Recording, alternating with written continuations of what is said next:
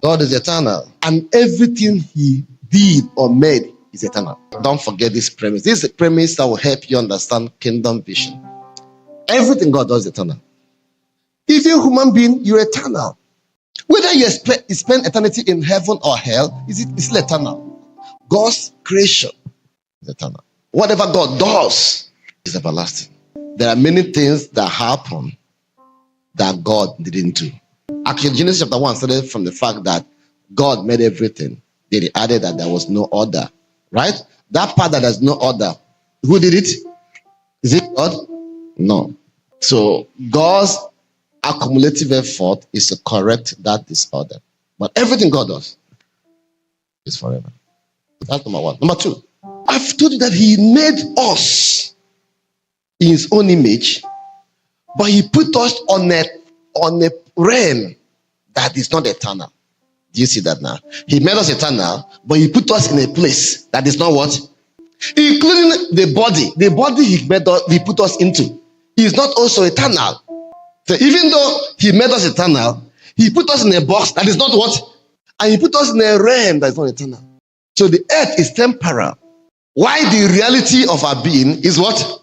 Eternal. God put us in this temporal place to prepare us for eternity.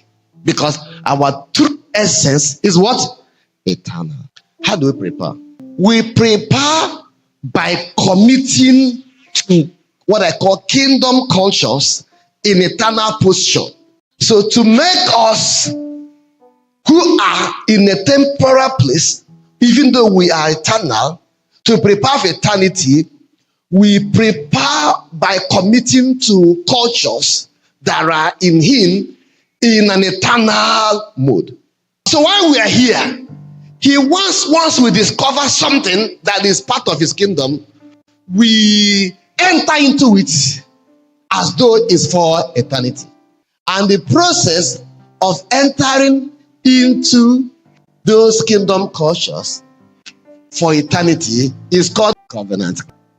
Now, remember that I say that before you do covenant, you have to capture a kingdom culture. You have to capture that thing, whether it's service in a church, service in a company, relationship with somebody.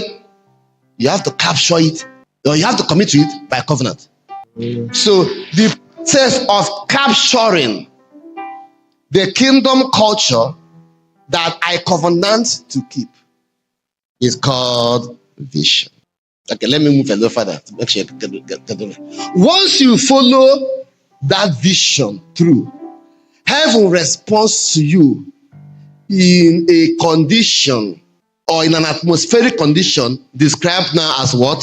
Glory. That's how God responds to the fact that you captured a culture in him and committed by covenant. Now, even though this is something that happens in the spirit, I'm telling you that that's how you function in the physical.